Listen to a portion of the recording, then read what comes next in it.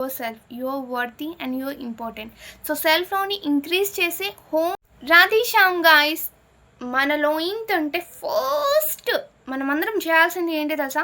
Self లవ్ని increase చేయడం. చాలామంది వాళ్ళకి వాళ్ళే ఏంటంటే నేను అందంగా లేను, అండ్ ఇంకొకటి ఏంటంటే నన్ను ఎవరు లవ్ చేయరు, నన్ను ఎవరు పట్టించుకోరు, నేను ఏం చేసినా కూడా దాంట్లో సక్సెస్ ఉండదు అని చాలామంది బాధపడుతుంటారండి. ఫస్ట్ స్టాప్ చేయండి.